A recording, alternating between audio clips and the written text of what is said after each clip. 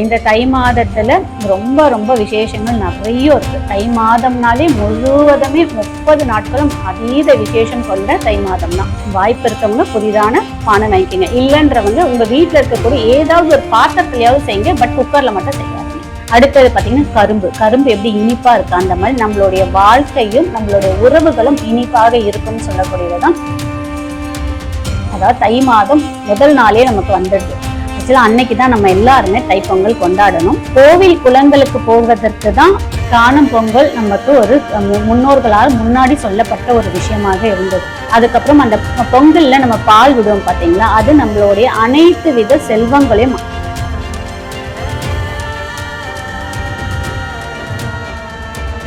M பக்தி நேயர்களுக்கு வணக்கம். முதல்ல எல்லாருக்குமே தை திருநாளாம் பொங்கல் திருநாள் வாழ்த்துக்கள். பொங்கல்னாலே நமக்கு எல்லாருக்கும் என்ன ஒரு ஞாபகம்னா, தொடர்ந்து 3 நாட்கள் லீவ் வரும். போகி, பொங்கல், மாட்டு பொங்கல், காணும் பொங்கல் 4 நாள் லீவ் வரும். எல்லாருமே ஜாலியாக ஊர் சுற்றலாம் அப்படின்ற ஒரு எண்ணம் இருக்கும். ஆனால் அதெல்லாம் விட முக்கியமான விஷயங்கள் நிறைய இருக்கு. என்னன்னு பார்த்தீங்கன்னா, தை பிறந்தால் வழி பிறக்கும்னு சொல்லிட்டு முன்னாடி நமக்கு ஆக்சுவலாக அது ஒரு பழமொழி. ஆனால் நம்ம எல்லாருக்கும் அது பழமொழி தெரியுமானா கண்டிப்பாக தெரியாது. 90s கிட்ஸ் 80s கிட்லாம் கேட்டிங்கன்னா அது பாட்டாக தான் நம்ம எல்லாருக்குமே தெரியும். தை பிறந்தால் வழி பிறக்கும், தங்கமே தங்கம் சொல்லி பாட்டு வரும். அந்த மாதிரி தை பிறந்தால் வழி பிறக்கும் எதுக்காக அப்படி சொல்லியிருக்காங்கன்னா, ஆடி மாதத்தில் விதைச்சு தை மாதத்தில் அறுவடை பண்ணுறாங்க பார்த்தீங்கன்னா, அதுதான் வந்து அதோடைய இது. இந்த ஆடி மாதத்துல அது விதைச்சு தை மாதத்துல அறுவடை பண்ணி அந்த முதல் வரக்கூடிய நெல்லை கொண்டு வந்து சூரியனுக்கு படைச்சிட்டு அது சூரியனுக்கு நம்ம வழிபாடு எடுத்துட்டு சூரியனுக்கு நன்றி சொல்லக்கூடிய காலம் தான் இந்த தை மாதம். இந்த தை மாதத்துல ரொம்ப ரொம்ப விசேஷங்கள் நிறைய இருக்கு. தை மாதம்னாலே முழுவதுமே 30 நாட்களும் அதீத விசேஷம் கொண்ட தை மாதம் தான். அதுல முதல் நாளா அதனாலதான் நம்ம தை பொங்கலா வரவேற்கிறோம். தை மாதத்துக்கு முந்தைய நாள் நமக்கு போகி பண்டிகை இருக்கு. அந்த போகி பண்டிகைனா எல்லாருமே அன்னைக்கு வந்து போகி அன்று மட்டும் கிளீன் பண்ணக்கூடாது. அதற்கு முன்னாலே நீங்க வீட்டை சுத்தம் செய்து வீட்டில் இருக்கக்கூடிய ஒட்டடையெல்லாம் கிளீன் பண்ணிட்டு வீட்டில் இருக்கக்கூடிய பழைய பொருட்கள் எல்லாமே ரிமூவ் பண்ணிட்டு உங்க வீட்டில் இருக்கக்கூடிய அனைத்து வித நெகட்டிவ்ஸுமே ரிமூவ் பண்றதா தான் அது ஐதீகம் சொல்லுது. பண்ணிட்டு வீட்டெல்லாம் ஃபுல்லா கிளீன் பண்ணி முடிச்சிடுங்க. போகி அன்று செய்யக்கூடாது, அதுக்கு முந்தின நாளே செஞ்சிருங்க. முடிச்சுட்டு போகி அன்று நம்ம என்ன செய்வோம் அப்படின்னா, நம்மளுடைய முன்னோர்களை, அதாவது நம்ம வீட்டுல பெரியவங்க இருப்பாங்க பாத்தீங்கன்னா, இறந்துருப்பாங்க பாத்தீங்கன்னா, அவங்களுக்கு பிடித்த உணவுகளை படைச்சு சாமி கும்பிடுவோம். அதுதான் போகி அன்று செய்யக்கூடிய வழிபாட்டு முறை. அதற்கப்புறம் மறுநாள் நமக்கு காலையிலேயே சூரிய உதயம் அன்றே சூரிய பகவானுக்கு நம்ம நன்றி சொல்லும் விதமாக புது பானை அது என்ன அப்படின்னு பாத்தீங்க அப்படின்னா, சூரியனாலே நமக்கு இந்த தை மாதத்தில் தான் உத்தராய புண்ணிய காலம் ஆரம்பிக்கக்கூடிய காலமாக சொல்லப்படுது. உத்தராய புண்ணிய காலம் நமக்கு ஏற்கனவே தெரியும். உத்தராய புண்ணிய காலம், தட்சிணாய புண்ணிய காலம் 2 காலம் இருக்கு. அதுல தை மாதம் வரக்கூடியது உத்தராய புண்ணிய காலம். இந்த உத்தராய புண்ணிய காலம் அப்ப என்ன அப்படின்னா, சூரிய பகவான் வடக்கை நோக்கி அவருடைய ரதத்தை செலுத்தக்கூடிய காலம் தான் உத்தராய புண்ணிய காலம். அதாவது அவர் குதிரை வச்சிருப்பார் பார்த்திருக்கீங்களா, 7 குதிரையை வச்சு ஒரு தேர் வச்சிருப்பாரு. அந்த தேரை வடக்க நோக்கி அவர் பயணிப்பார். அது அதனாலதான் வடக்குல எல்லாம் பாத்தீங்கன்னா மகர சந்தாந்தின்னு சொல்லுவாங்க. ஏன்னா மகர ராசியில சூரிய பகவான் சஞ்சரிக்கும் காலம் தான் உத்தராய புண்ணிய காலம். அந்த காலத்தை அவங்க மகர சந்தாந்தின்னு சொல்லி கொண்டாடுவாங்க. நம்ம தை பொங்கல்னு சொல்லி கொண்டாடப்படுது. இந்த காலத்தன்று நம்ம எல்லாருமே சூரிய பகவானை அவ்வளோ மகிழ்ச்சியோட அவர்களுக்கு நன்றி சொல்லி நம்ம வழிபாடு எடுக்கும் போது இந்த 6 மாத காலமும் நமக்கு, அதாவது வசந்த காலம் மாதிரி. ஏன்னா சூரியன் நமக்கு தை சித்திரை எல்லாம் வருது பாத்தீங்களா, சுப முகூர்த்த தினம்ல இருந்து இந்த தை மாதம் ஆரம்பிக்கிறதுல இருந்து பாத்தீங்கன்னா, தை பொங்கலுக்கு அப்புறம் வரக்கூடியது தை அமாவாசை. தை அமாவாசைன்றது முன்னோர்களுக்கு நம்ம செய்யக்கூடிய முக்கியமான பித்ரு காரியங்கள் செய்யக்கூடிய நாள். நான் உங்களுக்கு தை அமாவாசை தனி வீடியோவா உங்களுக்கு தனியா கொடுத்துடுறேன். அதற்கப்புறம் தை கிருத்திகை இருக்கு. அதுக்கப்புறம் நமக்கு பாத்தீங்கன்னா ரத சப்தமின்னு சொல்லி சூரிய பகவானுக்கே உகந்தமான ஒரு நாள் இருக்கு. அதுவும் உங்களுக்கு தனியா ஒரு வீடியோ கொடுத்துடுறேன். அதே மாதிரி தை கிருத்திகை, தை அமாவாசை, ரத சப்தமி, தை பஞ்சமி, அதுக்கப்புறம் அஷ்டமி, பைரவருக்கு அஷ்டமி, இந்த மாதிரி நிறைய விஷயம் இந்த தை மாதத்துல இருக்கு. அதெல்லாம் விட முக்கியமா என்னன்னு பாத்தீங்கன்னா, தை மாதத்துல வரக்கூடிய செவ்வாய்க்கிழமையும் வெள்ளிக்கிழமையும் அவ்வளோ ஸ்பெஷலான ஒரு நாள். செவ்வாய்க்கிழமையில நம்ம முருகப்பெருமானையும் நரசிம்மரையும் வழிபாடு எடுத்துக்கும் போதும் நமக்கு அதீத பலனை கொடுக்கும். தை மாதத்துல வரக்கூடிய வெள்ளிக்கிழமையில நம்ம அம்பால வழிபாடு எடுக்கும் போதும் நம்ம வீட்டுல தரித்திர நிலை நீங்கி செல்வ வளம் பெருகும் சொல்லி ஐதீகம் சொல்லப்படுது. முன்னோர்களும் வழிபட்ட ஒரு நாட்களாகவும் இருக்கு. அது உங்களுக்கு தனியா தை வெள்ளிக்கிழமையும் 4 வெள்ளிக்கிழமையும் நம்ம எந்த மாதிரி கடவுளை என்ன நெய்வேத்தியம் பண்ணி படைக்கணும்ன்றது உங்களுக்கு தனி வீடியோவா கொடுத்துடுறேன். இப்ப தை பொங்கலுக்கு வரும். இப்ப இந்த சூரியன்றது என்னன்னு பாத்தீங்கன்னா சக்தி, ஒளி. இதுதான் சூரியன்.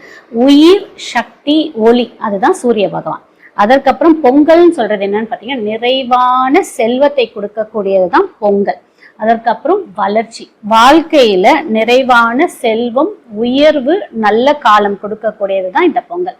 அதனாலதான் சூரிய பொங்கல் அப்படின்னு முன்னோர்கள் என்ன சொல்லுவாங்கன்னு பாத்தீங்கன்னா சூரிய பொங்கல்னு சொல்லுவாங்க. அதை அந்த மாதிரி ஒரு வழிபாடு எடுத்துக்கலாம். இதுக்கு நம்ம புதிதாக ஒரு பானை வாங்கி வாய்ப்பு இருக்கிறவங்க பயன்படுத்திக்கங்க. நான் சொன்னேன்றதுக்காக பின்னாடி கீழே கமெண்ட்ஸ் போடாதீங்க.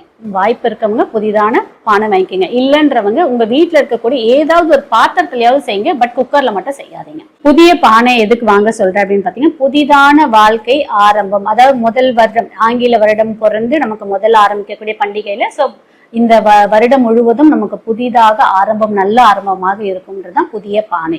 அடுத்தது பாத்தீங்கன்னா கரும்பு எப்படி இனிப்பா இருக்கு அந்த மாதிரி நம்மளுடைய வாழ்க்கையும் நம்மளுடைய உறவுகளும் இனிப்பாக இருக்கும்னு சொல்லக்கூடியதுதான் கரும்பு. அதுக்கப்புறம் மஞ்சள் கொத்து, அது என்னன்னு பாத்தீங்கன்னா நமக்கு கொடுக்கக்கூடிய சக்தியை கொடுக்கக்கூடியது மஞ்சள். அதுக்கப்புறம் அந்த பொங்கல்ல நம்ம பால் விடுவோம் பாத்தீங்களா, அது நம்மளுடைய அனைத்து வித செல்வங்களையும் அள்ளி கொடுக்குது. 2வது செழிப்பான வாழ்க்கை கொடுக்கறது அந்த பால். இதெல்லாம் தான் அந்த பொங்கலுக்கான ஒரு தத்துவமாக சொல்லப்படுது.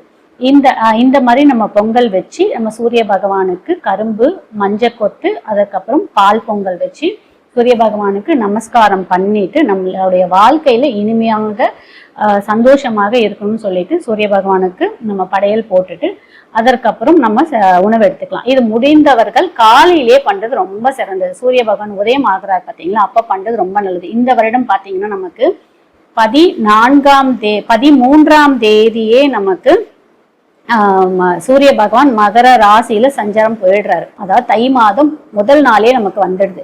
ஆக்சுவலா அன்னைக்குதான் நம்ம எல்லாருமே தைப்பொங்கல் கொண்டாடணும்.